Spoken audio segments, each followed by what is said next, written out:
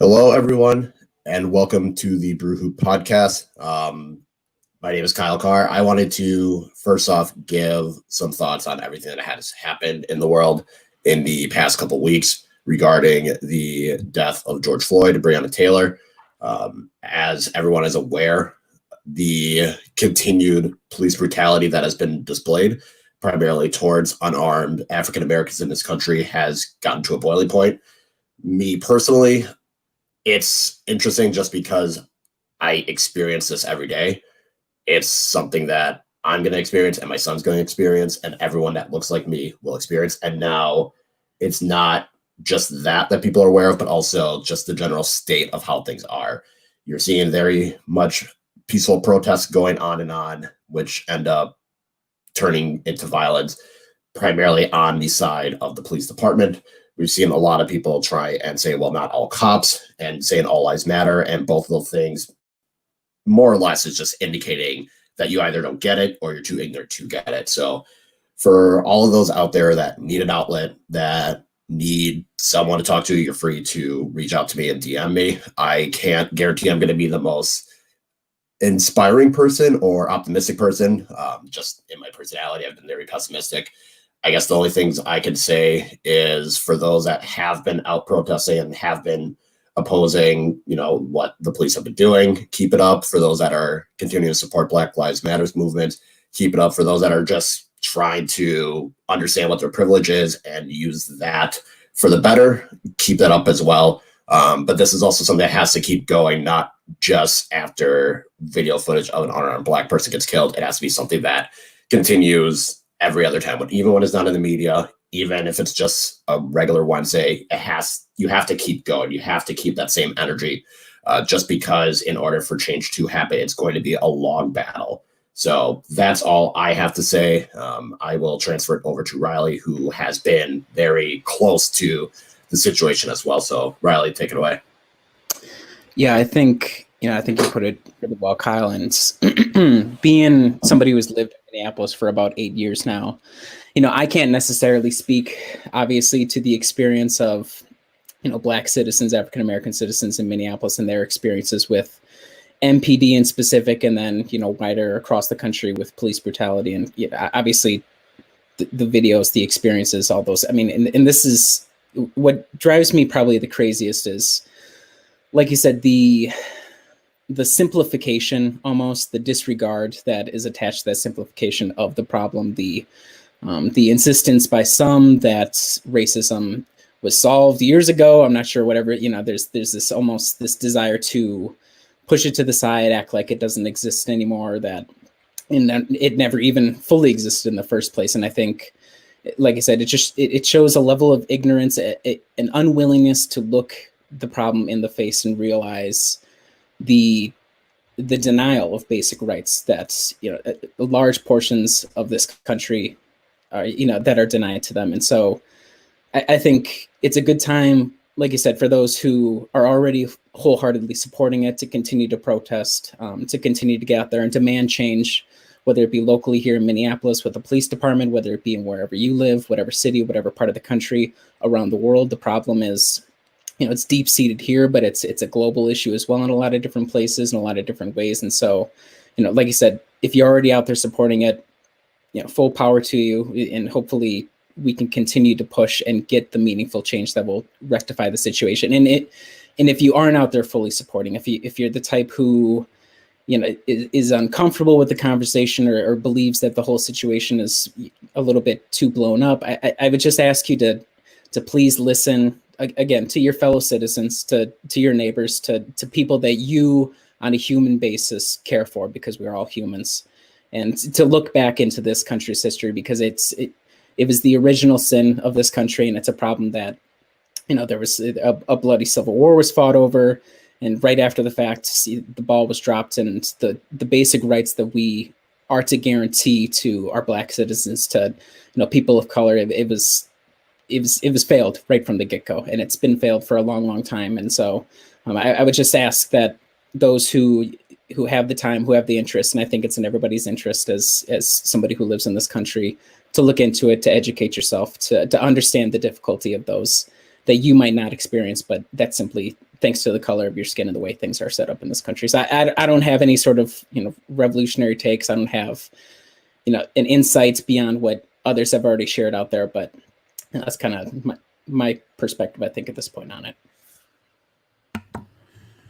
Thanks, guys. I don't have anything more eloquent to say, I think, other than what you two have really well stated so far. I know out in, for myself personally, moving to Philadelphia, which is obviously a significantly more diverse city than the, country town I grew up in Wisconsin, forced me to look at a lot of implicit biases that I was sort of disturbingly unaware of, I think. I think that's probably the case for a lot of other people.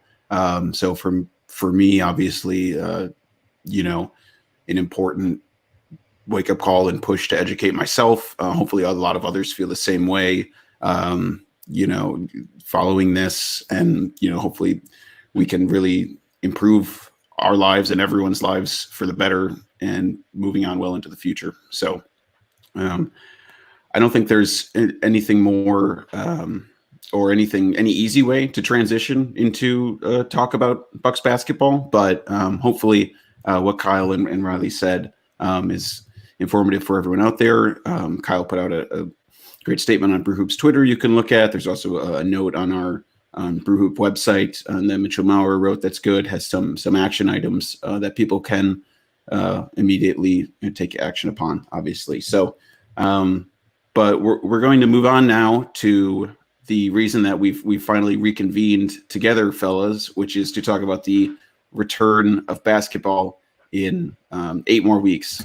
So it's still disturbingly long ways away as well. It's like we're gonna have to keep coming up with content in the interim, I guess now, that sounds awful, but I guess we'll do it.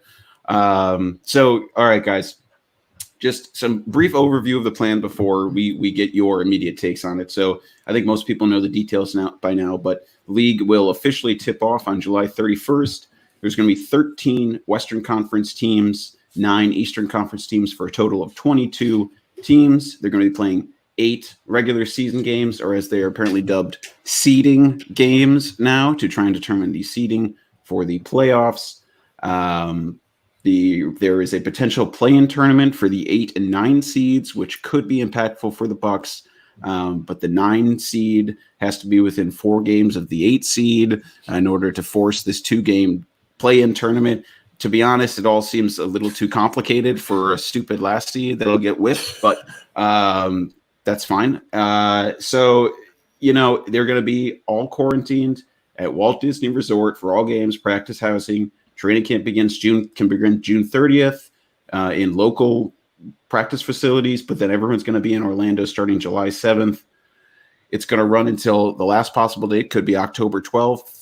Playoff seeding is going to be basically what we expected, so no sort of radical World Cup format or anything like that was thrown out there. Basically, it's just kind of what it was going to be. So I don't know. Those are the broad strokes. We'll go into more specifics later, but I don't know, Kyle, what was your first impression when they finally announced it? I'm just glad that it wasn't the World Cup style, because that would have been a disaster waiting to happen.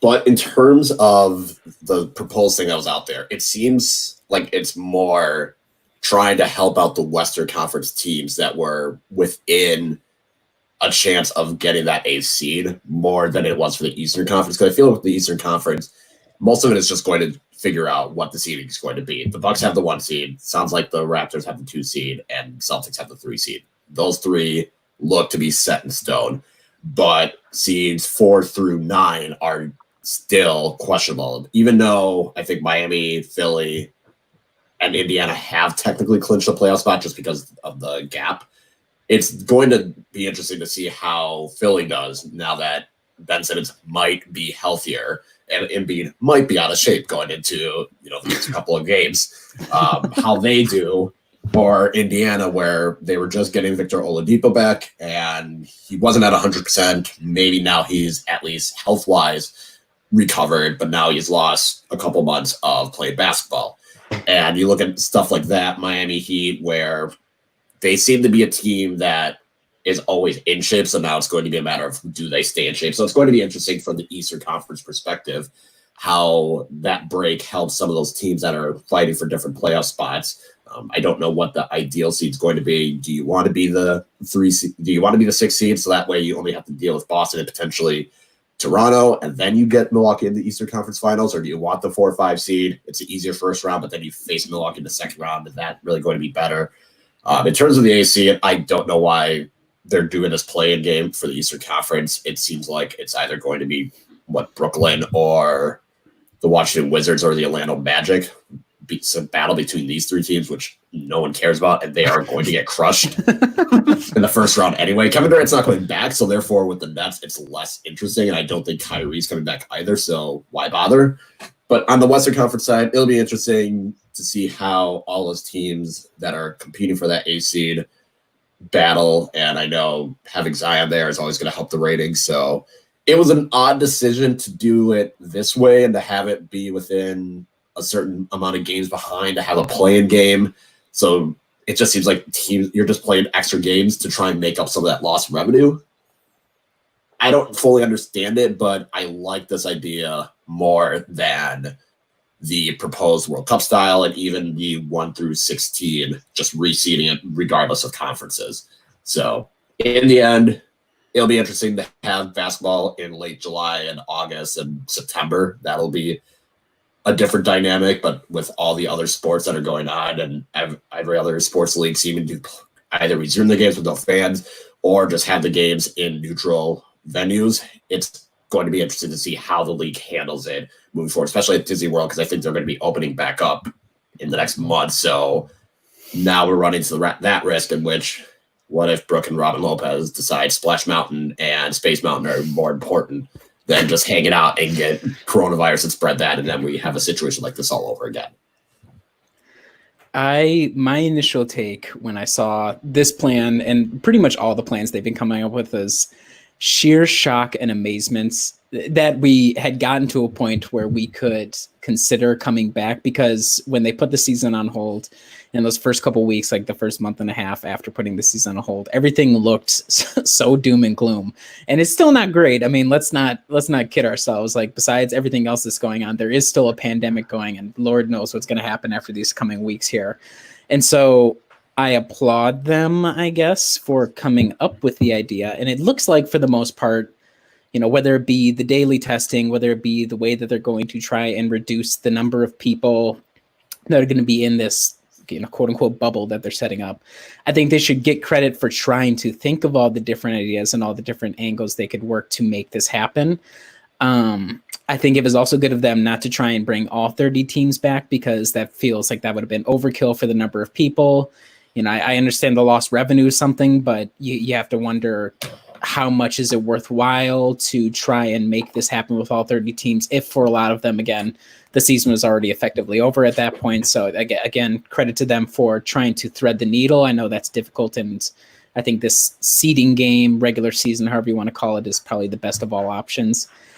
I don't have a lot of strong takes just yet about the way they set it up. I think I agree with you, Kyle, that setting up, just leaving it the 1 through 8 on the Eastern and Western Conference sides. To me, there is an interest in having 1 through 16, but this is probably not the season or the situation to try and run it out. There is still something compelling about the opportunity to continue to play the Boston Celtics or the Raptors or whoever it is in the playoffs year after year, to build up a little bit of rivalry, to kind of decide who's the latest and greatest between those two teams. And if you get a chance to play Philly or whoever it happens to be, to prove yourself in this conversation we've had all season. So I think it's appropriate not to change it in the middle of the year. I don't know. It's going to be interesting. I'm still nervous about if somebody tests positive for it, how they're going to deal with that. If they're just, because if you assume one player got it, Lord knows if anybody else got it on the team. And if all of a sudden it goes from one player, DJ Wilson gets coronavirus, not picking on you specific DJ, but if he gets it, and then for whatever reason, 3/4 of the rest of the team gets it, what do you do in that case? And I feel like maybe that's an overreaction on my part. Maybe it's unrealistic, but we have to face up to the fact that these are going to be dudes who are playing a physical sport right on top of each other. And they're working in a situation with a lot of unknowns, and I appreciate that, but that's just kind of the difficulty of it. So good on them for coming up with probably one of the better solutions in an unideal situation, but we're going to have to see how it works out once we actually start playing. Yeah, well, let's push the safety discussion to the side, just like the NBA has so far. And I want to ask you guys, if this were like a regular Bucks season, the Bucks were like what, 6 seed, 7 seed, would you have wanted one of the alternative formats? Would you have been more excited by one of those alternative formats? Because that's what that struck me as. It's like no one's excited about the Bucks playing the Magic or the Nets or the Wizards in the first round, but everyone was like, wow, but what if we get this cool, World Cup style matchup round or 1 through 16? Here's who the Bucks would get to face. I think it would still be a team that stinks. I think it would have still been the same Eastern Conference. It still would have been the Magic. Yeah. So let's say the Bucks were like a regular, lower rung team. Would you have been more excited by one of the alternative formats?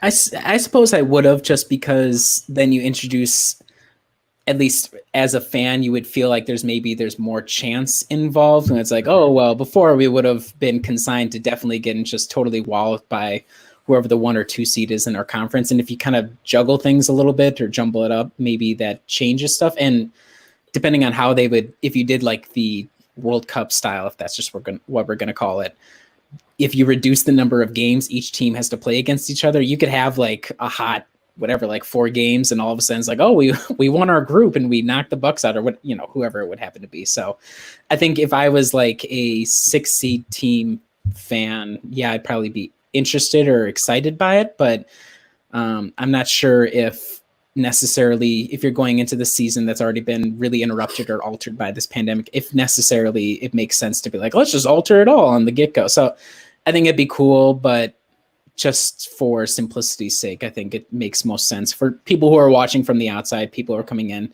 try and maintain the regularity throughout the rest of the season, and then maybe you can try and experiment in the future. I don't know.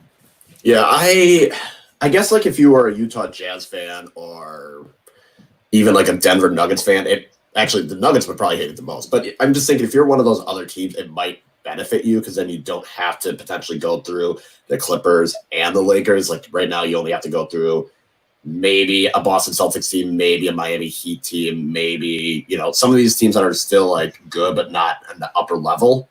I just don't know if like Riley said, this is not the season to try something drastically new. If they want to do the World Cup style for this like supposed midseason tournament, I'm all for it. No problem. Go for it. If you want to do it that way, that's great. But I don't think it would be the best idea to try and determine a champion with a whole new format midway through the season. The only reason why you're doing this format is because you lost all this time because of a pandemic that no one would have saw coming. It just makes it really difficult to really feel like whoever would end up on top was truly the best champion. Because what if you end up having, say, I'm trying to think of a team that no one would primarily care about. I'm going to go with the Utah Jazz anyway. So the Utah Jazz win this whole thing because they get a group and they don't get the Bucks or the Lakers or the Clippers. They get the Raptors and they finish second in the group.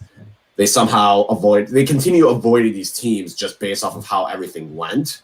Then it's more of a question of you didn't beat any of the best teams to get there. It's just that the best teams kind of got picked apart or someone else took care of them. And that's the same thing with the playoffs. But at least with the playoffs, you see like, okay, you were the 4 seed, so therefore you won. You tentatively play the 1 or 8. If the 1 seed were to lose, okay, whatever, but you still have to take care of the 2 or 3 seed that are still below you. Well, with the World Cup, all top seeds could be out by the group stage, and then you're going in with lower seeds. It's kind of like if everyone talks about NCAA tournament and having March Madness and having your bracket be busted, and you end up with 12 seeded team in the Elite 8. It's like, okay, were they really the best team, or because it was such a one-off, anything could happen, variability tournament, that no one's going to really consider them the best team. It's not, like I said, it's not the best way to determine an NBA regular season the champion of the playoffs. But if they want to do that for a tournament mid-season, I'm all for it. Yeah, it seems to me, I think it makes sense. It makes sense to go with the decision that they ultimately made. I can say personally, me as a Bucks fan, I kept getting riled up at the idea of having to go through the Clippers and Lakers in those alternative formats, which is whatever. But it does feel like at the end of the day, they were like, all right, so here's what we're going to do. We're just going to do the playoffs, like how we planned it. And it's just going to be the same old, which is good. I think they are worried about having any sort of asterisk, labeled onto this champion. I still don't really understand that argument, given there's no home court advantage. Everyone's going to be playing on even footing, even footing in an uneven, situation. So that has always rung pretty hollow to me. Now, is there any interest for you, Riley, in this play-in tournament?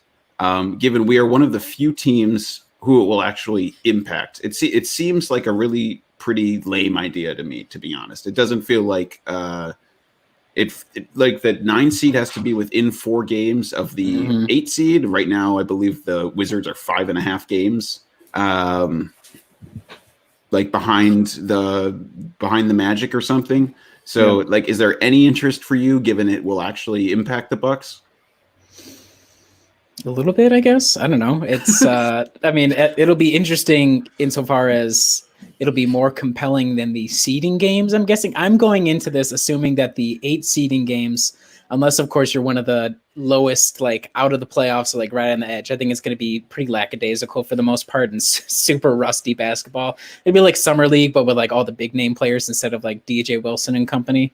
So I guess it's slightly interesting just because, I guess it would be cool to have Bradley Beal and Chris Middleton duel for a series or whatever. It'd just be a high scoring series. But I think it would be more interesting if we were on the Western Conference side, just because there are a lot more possibilities. But because it seems like it's pretty much limited, and obviously it could change based on how those 8 games go. But the Bucks readily handled pretty much all the lower seed teams, and so I wouldn't. The only thing would be if KD was going to come back or something like that. That might be obviously a little bit of a game changer, but since that doesn't seem to be happening, all the lower rung teams in the East seem to be pretty uncompetitive against Milwaukee. Now, it would be really fitting if we go down to Orlando, the Magic somehow gin up some of that Disney magic and they beat the Bucks in the first round and John Hammond gets the final laugh. I guess that would be poetic in its own way, but outside of that angle,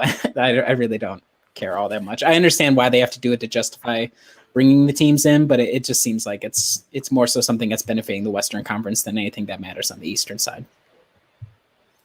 Well, any other general thoughts before we talk about some of the specifics and actually discuss some of the safety elements or concerns and potential impacts that could have on the Bucks?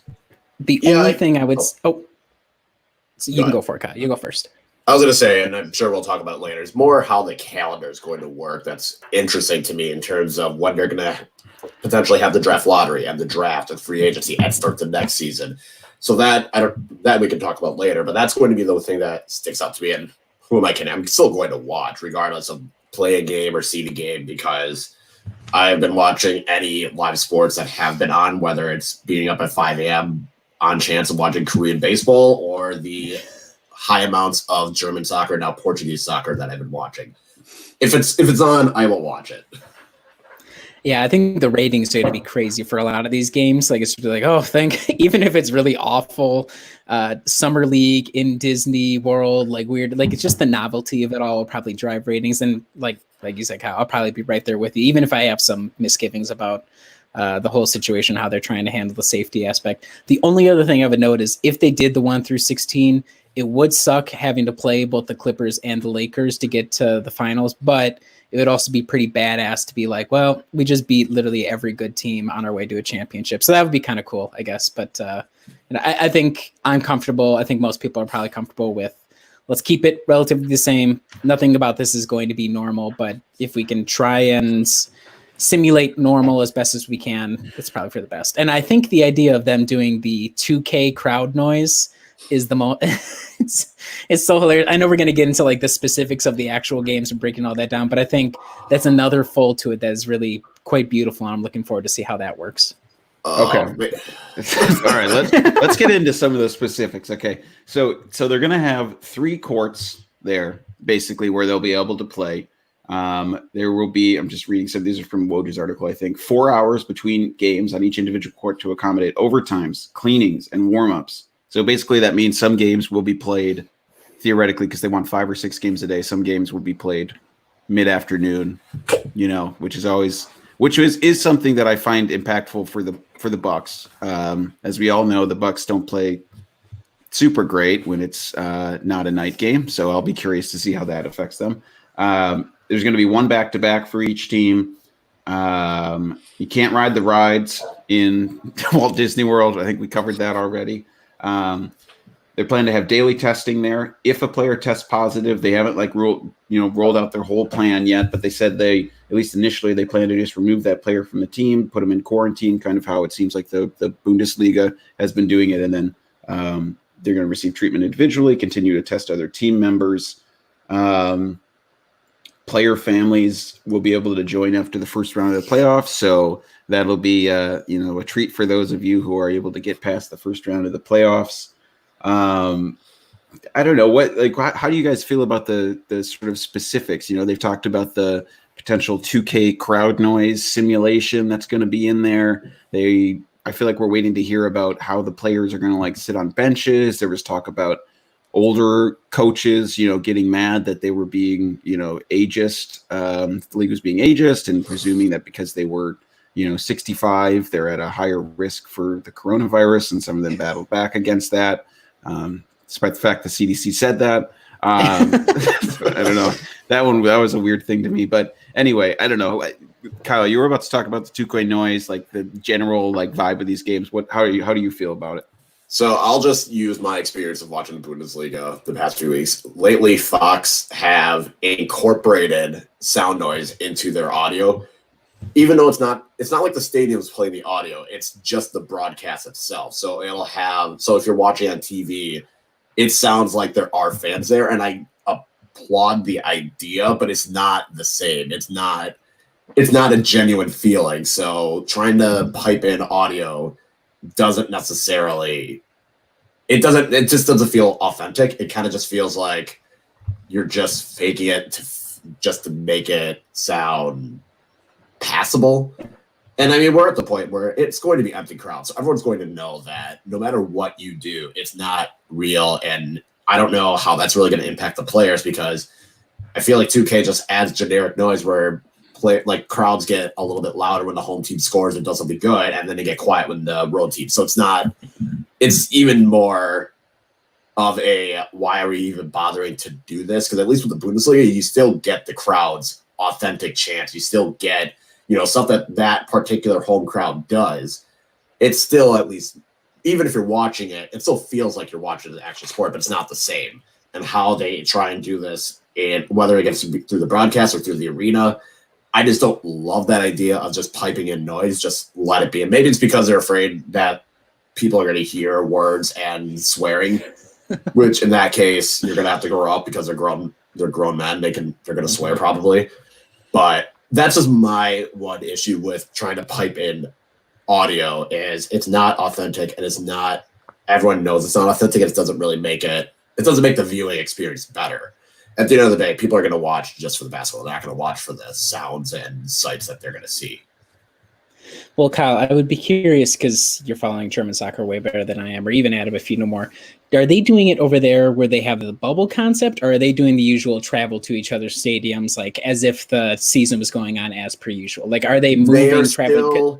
Yeah, they're still going to the stadiums of the home team. So they're still traveling. And I mean, that could work in Germany because it's significantly smaller than the United States. Yeah. But yeah, they're still doing testing. The players on the bench, they're wearing masks, and they're 6 feet apart. It's kind of funny because you'll see, you'll have one player, and then you'll have another player 6 feet to their left, and then maybe a player 6 feet behind them. So they're using as much of the empty stadium as possible for the bench. So that's what they're doing. I know MLS is going to be having their season kind of in Orlando as well. NWSL, which is the women's soccer league, they're going over to Utah. So they're just going to have it at that location. So I think in the United States, it's just going to one central spot because it's too large of a country to just travel back and forth.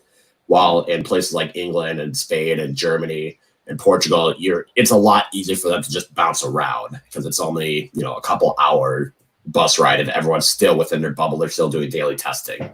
Yeah.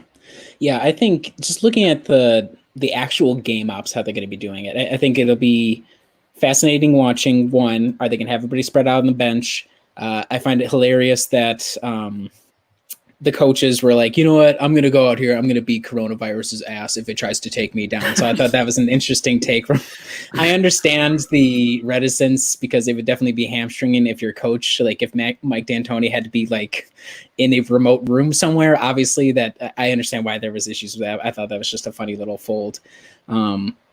It's going to be strange. I think everybody agrees on that, but there is something where, like you said, Kyle, if we can keep it not authentic to the game experiences you normally would see it with, like, I know there were proposals like, oh, we'll just play in like the music over the speakers like we normally would. We'll have like every time a 3 makes, then we'll have David Gruber t-shirts shot at the walls or something to like simulate the Bucks song. Like, so I think all those are interesting, but I think it would be more compelling for the viewer if we could keep it as minimalist as possible, because I think everybody can acknowledge this is a really strange situation.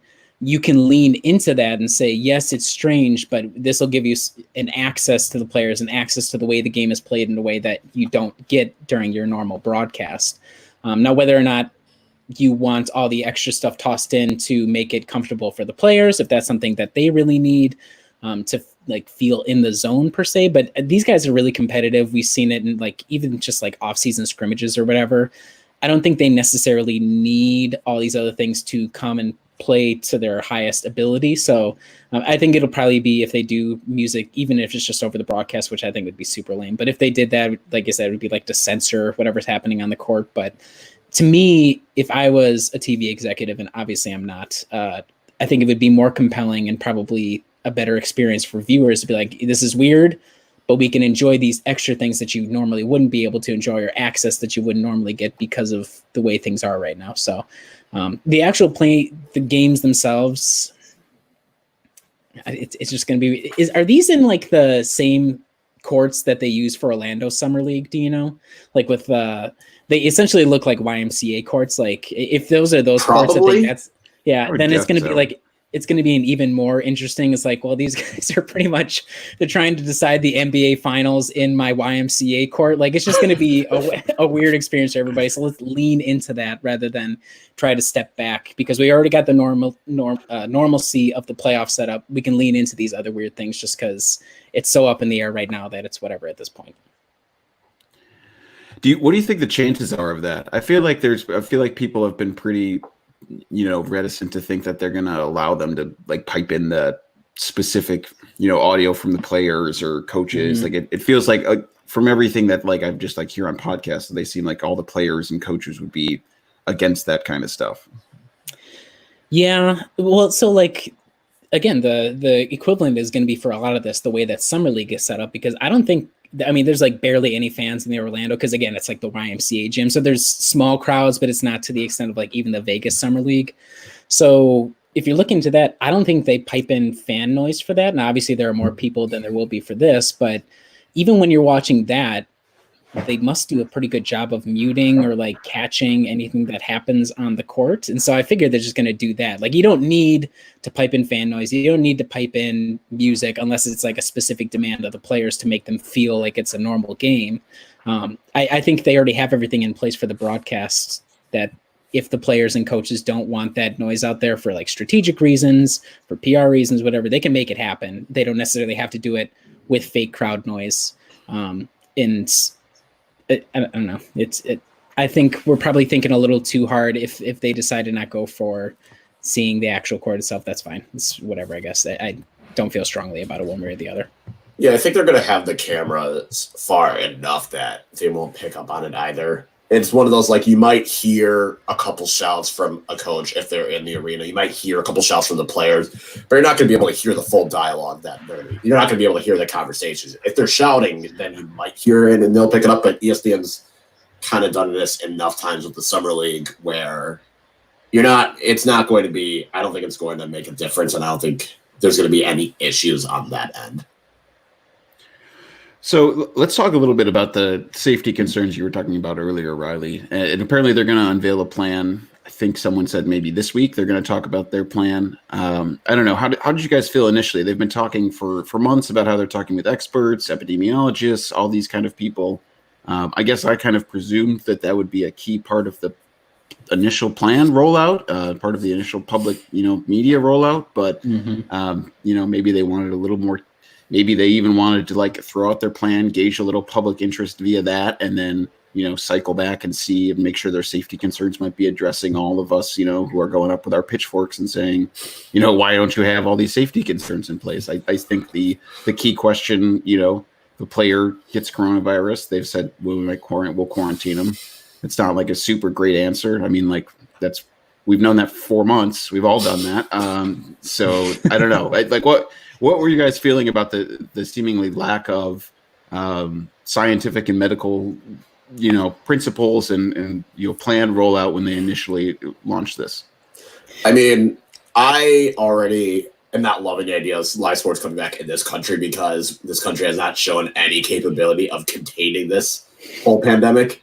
I mean, you can get away with it in Germany because Germany has gotten to the point where there's enough mass testing where if there is a confirmed case, they've had a protocol, kind of like the same with South Korea, where they've been able to have a structure that allows it to let things process as normal. But in America, that's not the case. So I was already not loving it just for that reason alone. And the fact that they didn't have much of a plan, I'm sure they have enough information and guidance to go through with trying to resume the season, because if it was at the point where it still wasn't safe enough, they wouldn't do it.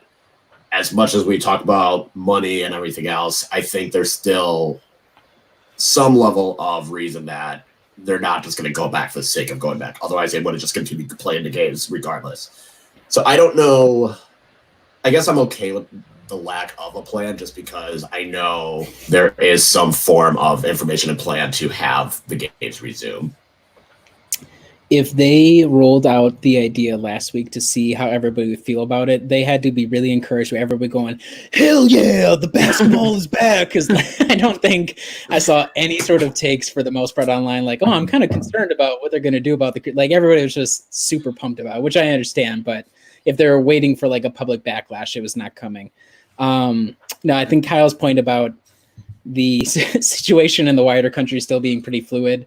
I think it'll look strange again if they're going forward with this when we have like another wave of mass death coming after all the events of the past couple weeks. Like that's going to be a weird sort of like situation to deal with.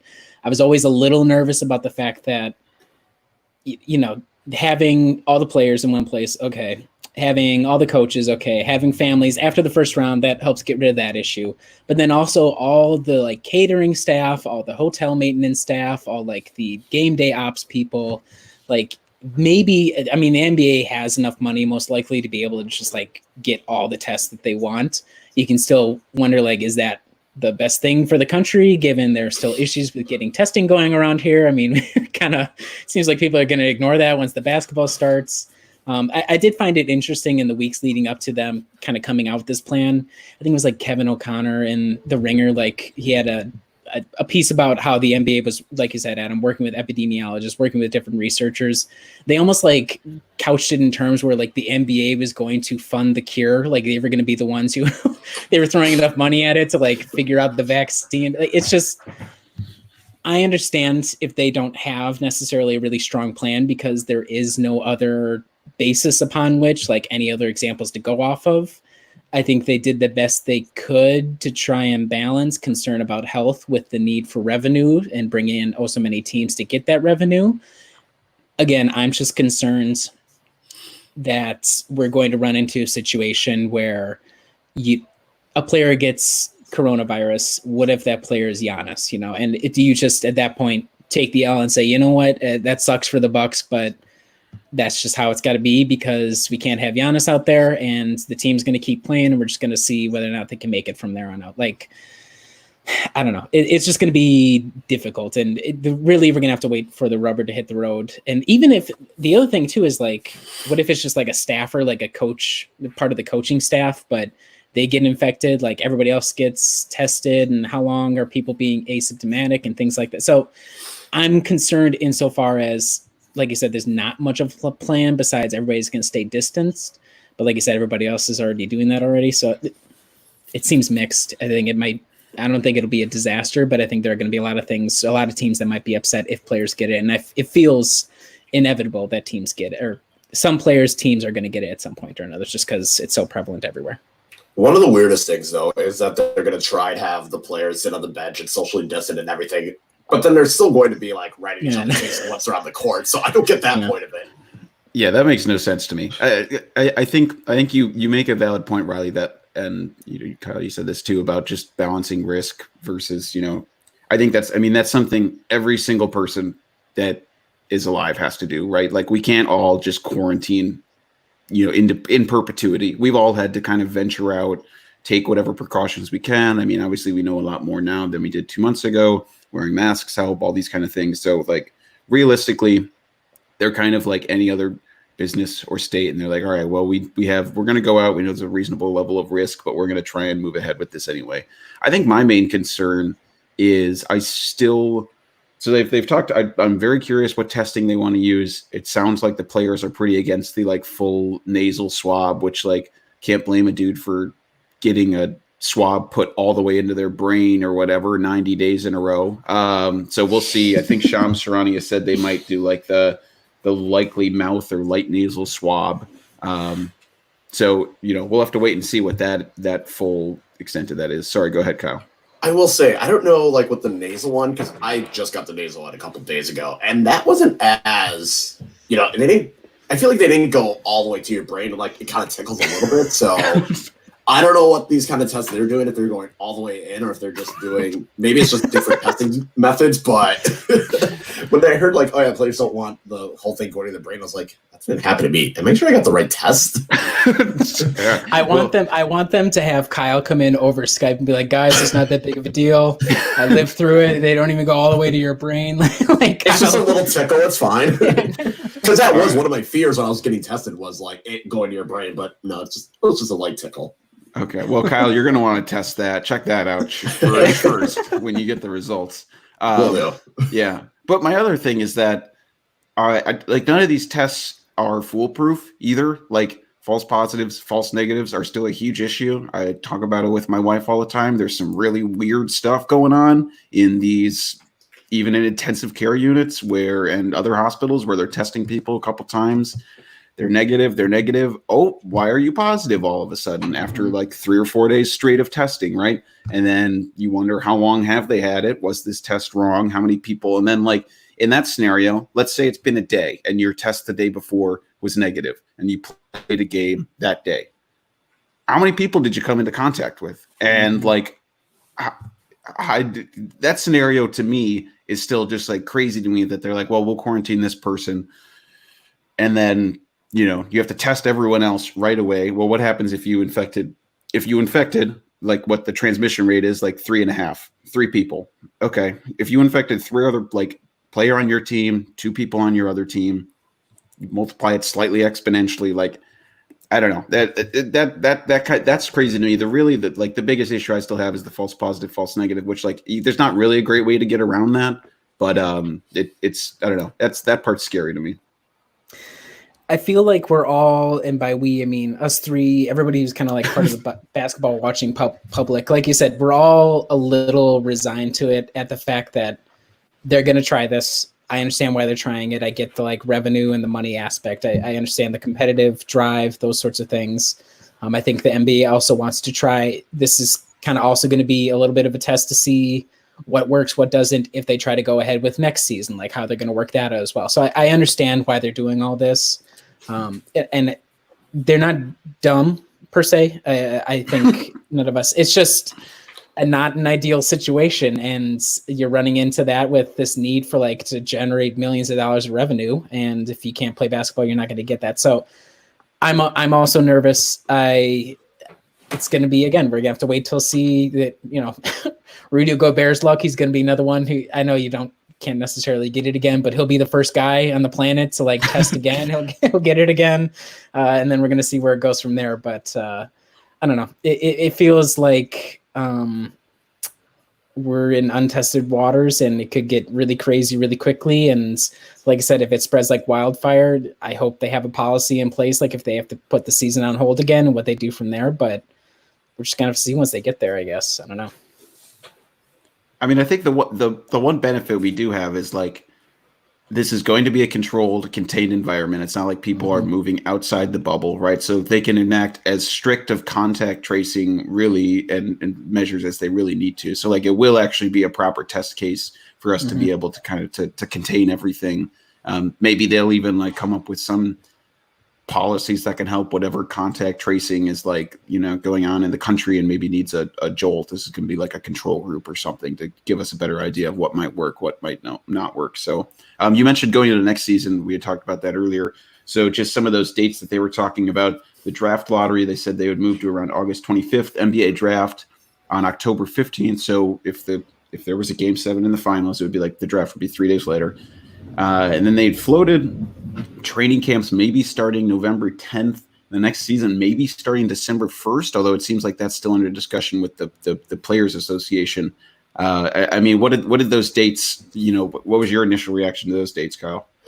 It was kind of terrifying that if you end up winning the championship, your off season is a month and a half, while some of the other teams that are not invited, the other 8 teams, they're looking at 9 months of no basketball.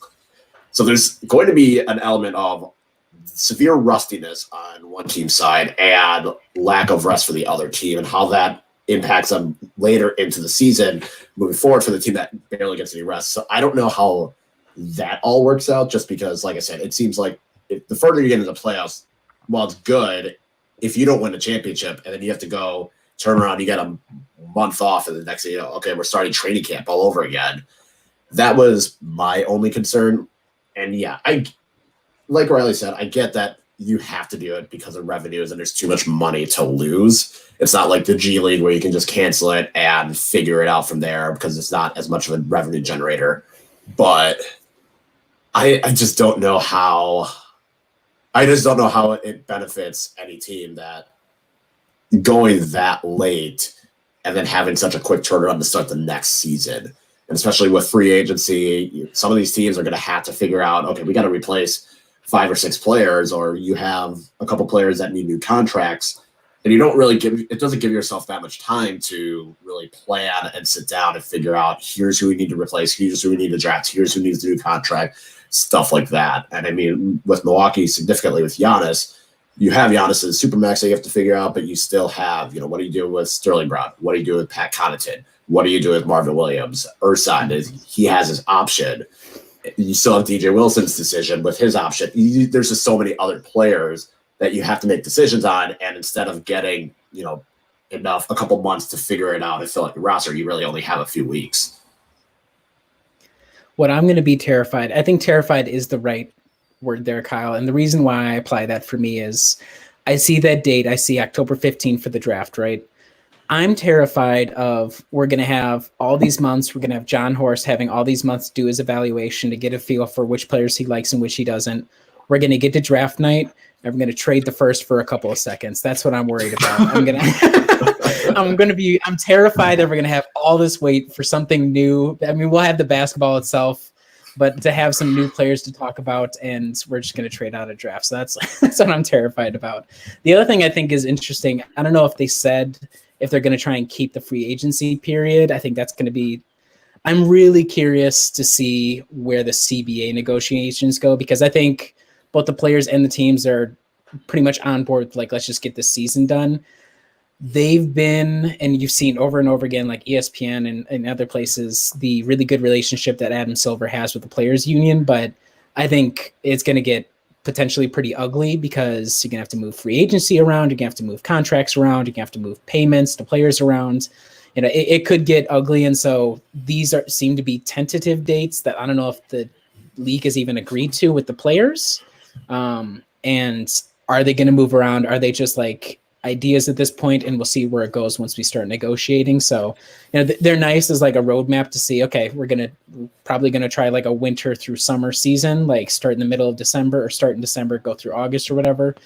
I think that's interesting in its own way, but I'm curious how much those dates stick in a concrete way once they start hashing out with the players union, because it could get pretty messy, I think, once we start talking actual dollar details heading forward.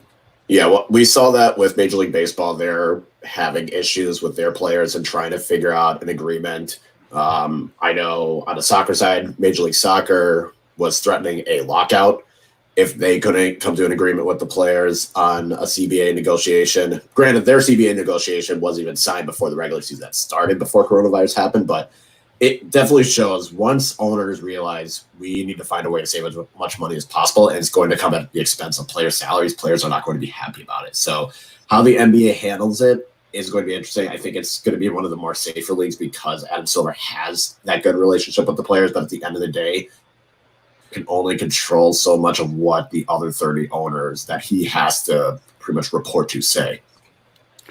Yeah, the CBA is going to be a complicated, very, very complicated scenario, especially given we don't necessarily know if fans will even be able to attend games for this next season. And as the NBA said, that's around 40% of their BRI, which is, 40%. It's nothing to sneeze at, obviously.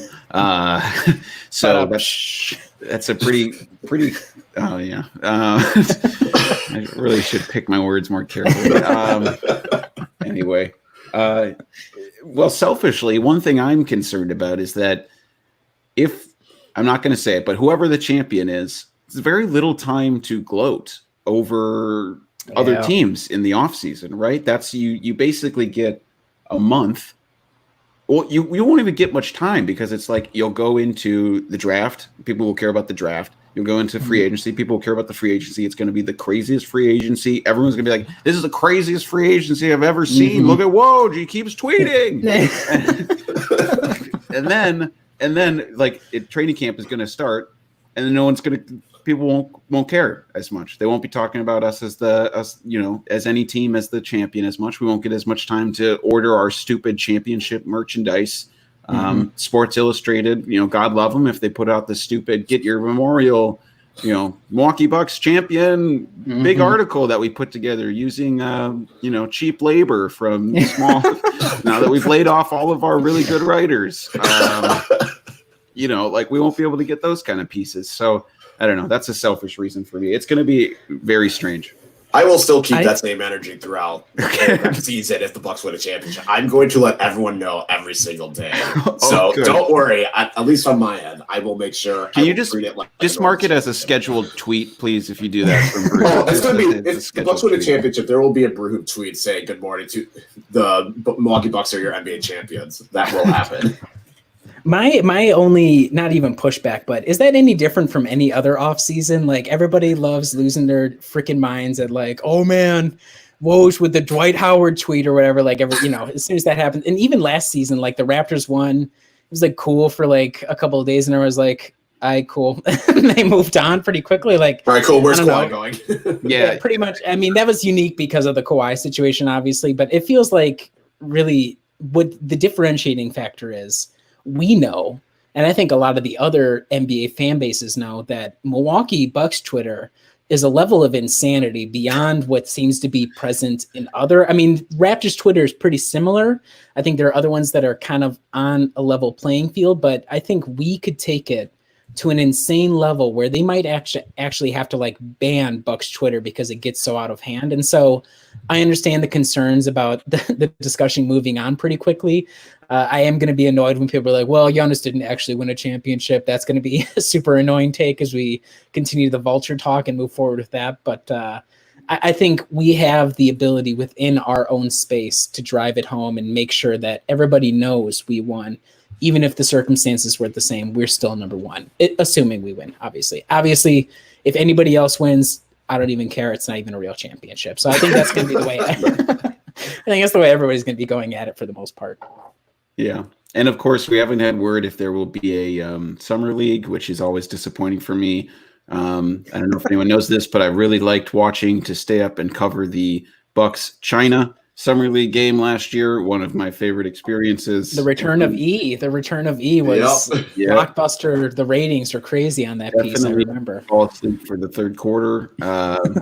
See that reflected in the recap.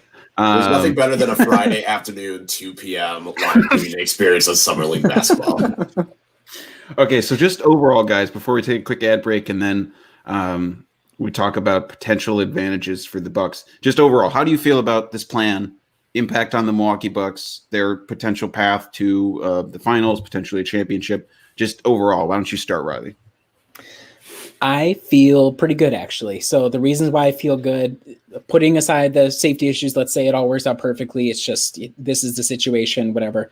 I feel pretty good. I think the 8 games are perfect for the Bucks, who are an older team, a team that has a system already in place and understands one another, but just to get kind of reconnected, get a vibe for each other, let the older players kind of get back into things. And related to that, and to Giannis as well, and for all the players, this long rest, assuming that they've been able to keep in relative shape, I think it'll be really positive because Giannis was kind of dealing with some knee problems a little bit. We're going to come back fully healthy, and that's the same for all the teams. But I think you could argue with how good the Bucks really started playing early on in the season. When they're healthy, even against really other healthy competition, they're almost impossible to beat. And the other thing I think we're going to talk about as the season goes on, and this is an original take, I've seen this all around the place, Eric Bledsoe. Hopefully the weird situation, he's not going to have to deal with going into Toronto and having like this huge crowd that's all against him. Like he's going to be the spotlight guy. In a way he will be, but he's not going to have all these external in the game pressures necessarily. So I'll be really interested to see how does he adjust to that? Does he play up to his potential? And if he does, that makes the Bucks almost impossible to beat on a night-to-night basis. So I'm excited for just the on-court possibilities for Milwaukee. I think they could do the whole damn thing, even more so than the vagaries of like the weird traveling and going to other courts. And even if you lose home court, I think they should be pretty confident to win it all. I like Milwaukee's odds. I think all things considered, this is probably the best that you can come up with and still have a season be finished. It would have been more concerning if they were trying to finish this season and then go all in on trying to start the following season. It seems like they have some dates in place for an idea, but it's not, set in stone. It's not like the NBA is like, okay, here's our plan to end the season. This is what we're going to do to start the next season. So all things considered, I like how it's going to be. I think for Milwaukee, it's going to be good as well because Milwaukee was just as good on the road as they were at home. And I think getting that extra rest, especially with Giannis and George Hill, Brook Lopez, older players that have more of injury history, letting them just recuperate and rest will be a good thing as well. So I think overall, it's as good as it can be considering the circumstances.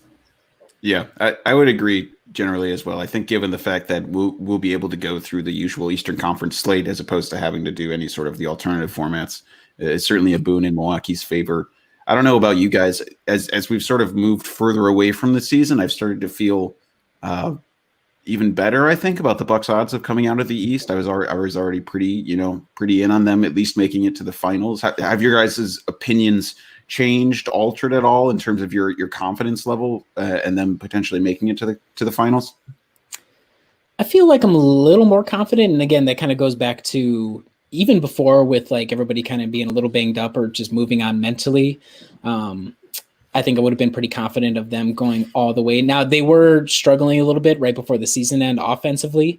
We'll see how that kind of shakes out as the games get going again. But I think the beauty of it is, yes, you lose the home court advantages, but you gain a total neutral court. And when you're on a total neutral playing field, it feels like the Bucks system-wise, talent-wise, the players that they have, all those sorts of things, that should aid them against, again, on a neutral playing field with the other teams, especially in the Eastern Conference. So I would say overall my confidence is up as well.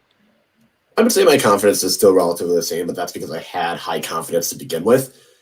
If the only thing I would say is if I was a team like Philly, I would be a lot more confident now because you can try and get healthy, and maybe everyone completely forgets that you were a complete mess of a team before the season ended.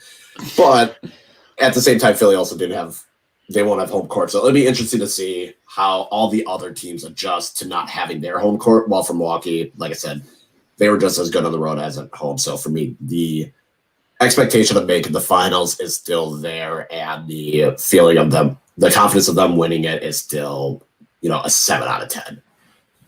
I like it. All right, guys, let's take a quick ad break. And then on the other side of it, let's talk briefly about some of the ideas teams have had for home court substitutes for home court advantage, and then go through our miscellaneous topics. So stay tuned. All right, we are back. Guys, there's been some really, really savvy ideas thrown around for the higher seeds and substitutes that they could potentially have because they won't have the obvious hammer of a home court advantage in a series. I wish we'll embed the video in the article on Brew Hoop, but I would like everyone to tune to this part to see Riley's reaction on the video. So obviously the first question is, do they deserve to have some sort of advantage? And then if so, I just want to throw out some of the suggestions that have been out there, and then we'll address the first topic. So these are from an article that Dave McMenamin wrote on ESPN. Teams have tossed around potentially first possession of all quarters after the opening tip, 7 fouls for one player on a team. That's what the team could designate. Extra coaches challenge. This one I liked. Transport their home court so they could get the feel of a home court there. Yep. Yep. Pick the hotel they stay at. That's interesting. Potentially, and then the more outlandish one is pick first round opponent, which seems to be completely out the window. So, Riley, I know you feel strongly about this. Just address the first thing. Should there even be an advantage for these teams? That's a really good question. I'm at the point that I don't care about having a home court or any sort of like home court advantage.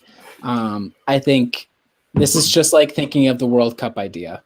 We're overthinking things. We're thinking about transporting entire courts. We're thinking about somebody gets an extra foul. I have an idea. I know which player on Milwaukee would get that extra foul. I just feel like at this point, I understand why people would be bitter about not having a home court advantage, and the Bucks were always really good at home. However, I talked about this before we recorded. Just try to keep things normal. It's not an ideal. It's a zany situation. Yes, you're going to lose the home court advantage, but I don't think that necessarily demands then a compensation of extra possessions, extra fouls, extra coaches challenges. Let's just keep it even. Let's keep it as normal as we can. I'm confident, and maybe even a little more confident after this break, that the Bucks don't necessarily need all those things. We're overthinking things. If we're tossing all these out here, this is like the epitome of we have nothing else to talk about, so let's just come up with some more crazy ideas that might not have any sort of grounding in actual facts. So I don't think they need it. Be nice if they had it, but I don't know how you're going to make it happen where it's not just totally strange, weird, like off the wall throughout the playoffs or whatever. So I don't want any of these ideas. I want to keep it as flat as possible. That's all I care about. Kyle, how about you?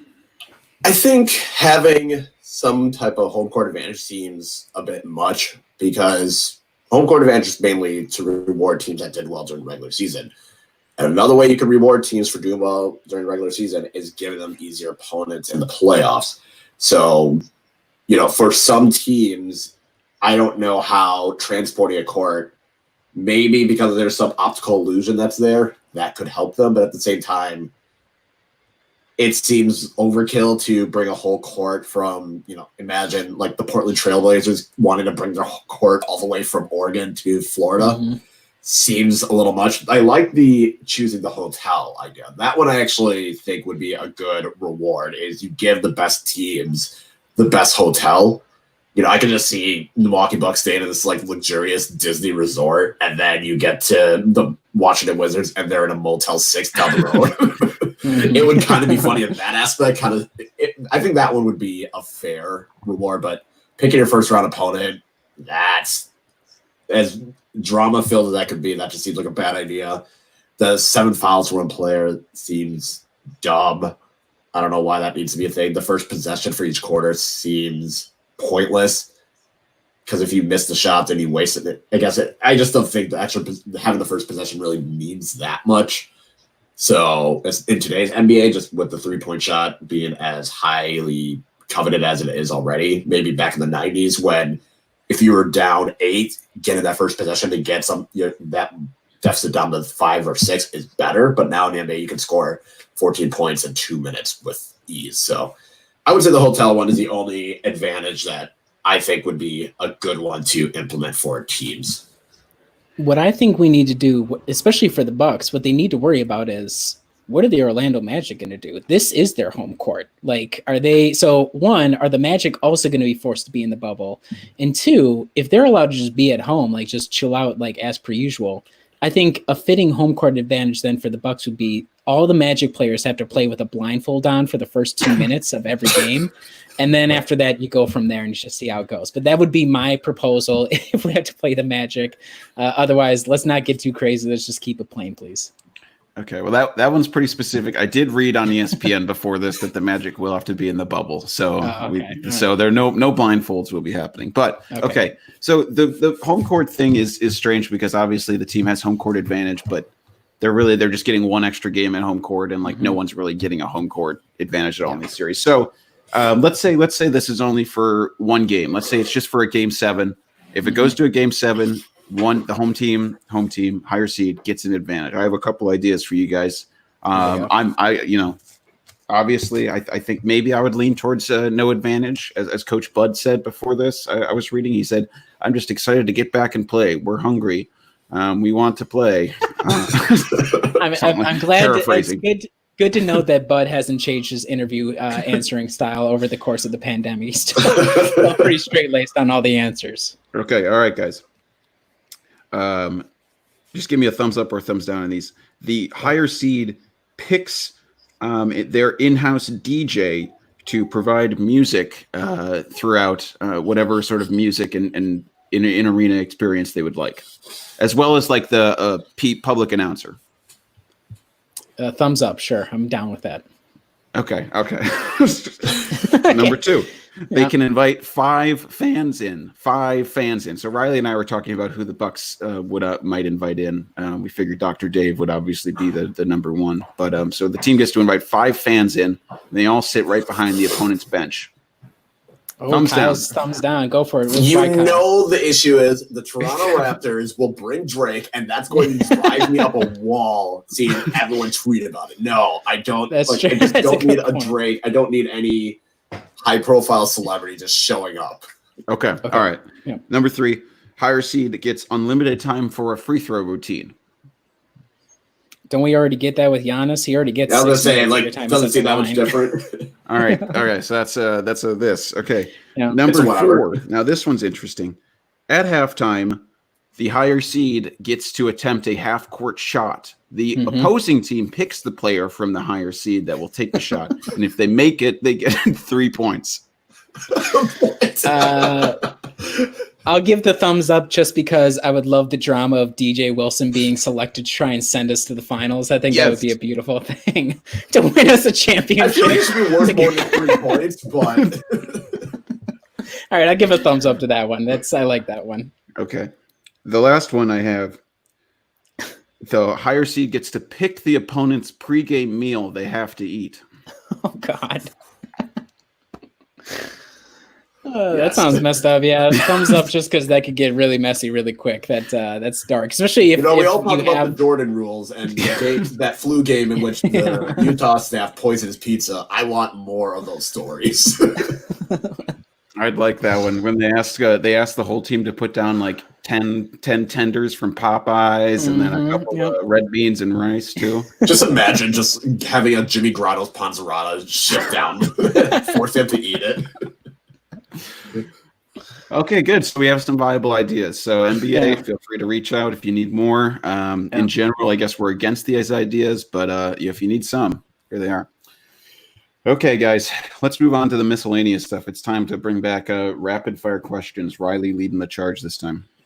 It's been far too long, guys. I've missed this. I've enjoyed doing the interviews, but I have missed the rhythm of the miscellaneous section and all the other random stuff we talk about. So this week on Rapid Fire, I have a couple of quick ones. 1, have you been to Disney World? And 2, if you have, what did you think of it? Yes, I have been when I was in 4th grade, and I liked it. But at the time, I was afraid of rides, which is not great for a kid that's going to Disney World. So sorry, and to my parents in retrospect for being such a wussy and not willing to go on rides. I've been to Disney World like 2 or 3 times. But I was always a bigger fan of Universal Studios. Yes.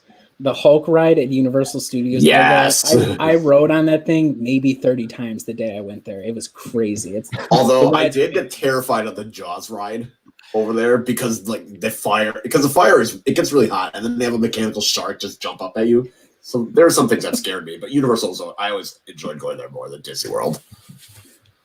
All right. Number 2, should these 8 quote unquote regular season games, should their stats for players and the teams count towards the regular season totals? So like, for example, we've been talking about how Chris is very close to a 50-40-90 season. I think he's like right below it on the 3-point percentage. So should these 8 games count towards the whole season stats for everybody? Yeah. I say no. No? I think it's mixed. I think it can go either way. It's difficult because what do you do with all the, I guess you just pause it for all the other teams and say whatever. I don't, it doesn't really matter all that much, obviously. But I think with how many minutes most of these players have played, they still would meet the eligibility requirements. So I figured, why not? Yeah. Would you rather we get a championship this season with all the asterisks, all the weirdness, all the craziness, or you don't get a championship this season, but guaranteed Giannis Supermax? So you either get a championship this year, no guarantee of Giannis coming back, or Giannis guaranteed coming back, but no championship this year. I'll take the championship. Yeah. I'll take the championship, and then hope that Giannis comes back. But even if he leaves, he's still a god forever and ever. I go with the championship because while it would be great to have more Giannis, there would not be a bigger fan moment for me than seeing a Bucks championship. That's a good one. Agree with that. Yeah. Which player from the Bucks are you most concerned about when they come back? So is there anybody that jumps out like, I'm worried about this guy being rusty? Obviously, we can't predict from the outside, but I think everybody's might be like Eric Bledsoe, but hopefully he would offset with not having the pressure of the playoffs. So is there anybody that you're concerned about coming back, or do you think they're going to be pretty well rested and in shape? I'd say Marvin Williams. I feel like that's a lot of lost time that he didn't have practicing with his teammates. Maybe he got to know them more on a personal level at least, so that's nice. But in terms of learning the system and learning players' tendencies, I would say he's definitely lost a couple months worth of figuring that out. I'd say maybe Dante DiVincenzo. He was starting to get into a rhythm towards the end of the season. There was also that troubling interview on Instagram Live where I saw him briefly say he needs to do his heel exercises every day or it'll revert back to being completely destroyed. So he seemed to be. I'm hoping he's okay. That's all I'm hoping because he's very clearly a key part of the rotation. It's a real downer that we went from Dante could be a bust to Dante could be the next MVP to Dante is living on borrowed time right now. It's been a roller coaster for that guy. For the final question, how do you prefer your eggs? Scrambled. Okay. Over easy. I'm pretty egg agnostic. I just don't like them in omelets. So you're agnostic. I'm egg. Shut up. Okay. That's all I got for rapid fire question. It's a good note to end. Wait, so you don't like eggs at all, or just no? I like them in all forms. I just don't like them in omelet form. If I was to get I prefer scrambled, but omelet, it's like eating dry, like way overcooked. I just don't like omelets. I don't want to get into it. It's an emotional topic for me, but maybe on a future podcast we can. Perfect. All right. Next section. Kyle's film review. What do we got? Oh man, I watched a lot of movies since we last recorded, but I'll just do 2 that I've watched recently. The first one was Guava Island, so starring Donald Glover and Rihanna. And it was interesting watching it because it's pretty similar to how the country is right now in terms of there's a population that more or less is under a authoritarian regime. And the leader is restricting Donald Glover's character from putting on a show. Kind of gave me a lot of Trump vibes of protesting, especially with him tear gassing protesters while he is on camera to walk across a Holden Bible that he's never read in his life. It very much gave me the parallels were similar, and along with that, at least in Guava Island, the music was a lot better than when all the celebrities sang Imagine and posted out on Twitter. So it's a short movie. It's like an hour at most. So a short film. I enjoy it, but I also love Donald Glover more than most people. So I gave that an 8.5 out of 10. Especially hearing some of the songs that are in that movie. I had like This Is America is in it. A couple of his other ones are in it. So it's kind of cool seeing it in the movie context as well. So Guava Island, a nice short film to watch. So that was one movie. And then the other one was The Lovebirds. I don't know if you guys have heard or seen that one. It's on Netflix. It stars Issa Rae and Camille Nanjiani. So interesting casting there, but it's kind of a comedy. I don't know if it's supposed to be a romantic comedy or just a comedy in general, but they pretty much witness a murder and and everything that goes along with it. Definitely a lot of good jokes, a lot of interesting questions. It's definitely a fun movie to watch. Give it an hour and a half, 2 hours. Easy to follow. Both characters are really good at what they do, so I'm not surprised that they're able to knock it out of the park. So I give that a 8 out of 10. Wow, strong reviews from Kyle. There were two good movies. I watched two good movies, I guess. I don't know. It was with The Lovebirds. I had heard about it, and I saw a poster, and I thought it was going to be a true romantic comedy. But I think it was more of a comedy buddy cop movie style. So maybe that's why I enjoyed it more, because it wasn't just a straight up rom-com. Delightful. All right, so people, check out The Lovebirds on Netflix. Check out Guava Island. Guava Island is on Amazon Prime. Gotcha. Okay. Next section. I know you've all been waiting for it. It's back. Vulture Talk. Wait, is there a Vulture Talk this week? I don't know why the Mavs are on there. I was going to let you take it. Did you find something?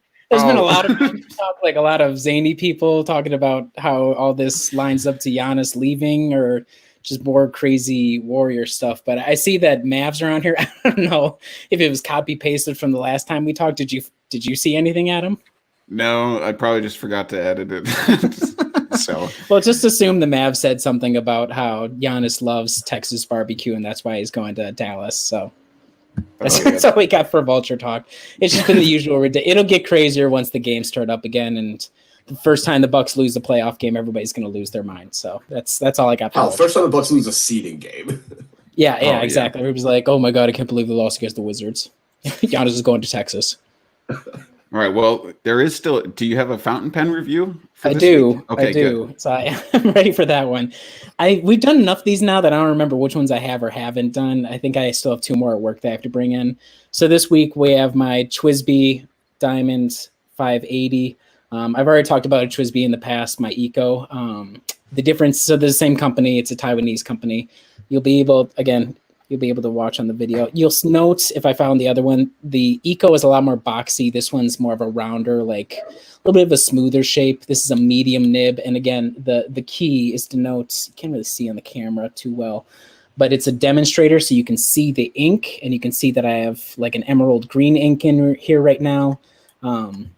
I really like it for a steel nib. If you go too thin, like a fine or an extra fine, like how small the writing is, it can feel scratchy. I think if you're somebody who's interested in a fountain pen, I'm sure I've converted -5 people to the cause at this point talking about these things. I would suggest going for a steel medium just because it's that right in between of smoothness of writing for the most part for a lot of the brands. It's going to still be small enough where you're not like, it's not smudging or anything like that. So I think that's the right balance. And Twisbys are really good. Pilots are really good. Diplomats are really good. Pretty much all brands, a steel medium at this point.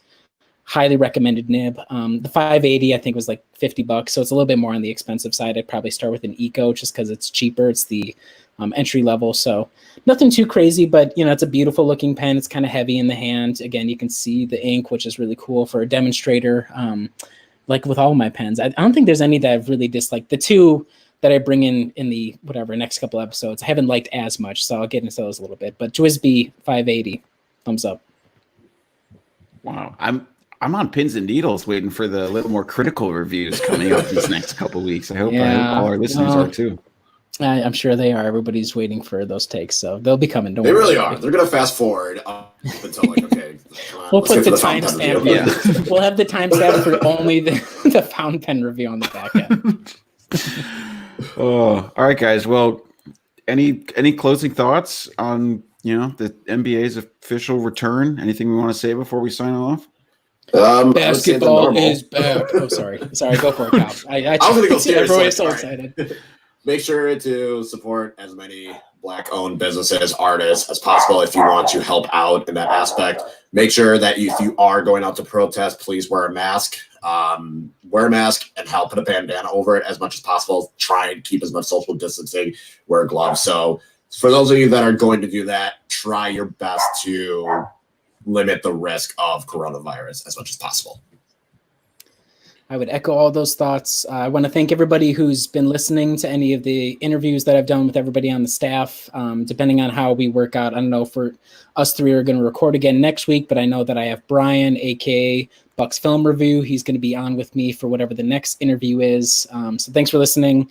Kind of going through it as I've worked through the different interview topics, and again, echoing what all Kyle said. And we're glad that we were able to keep this podcast pretty short this week, as we do every week. So thanks for sticking along, everybody.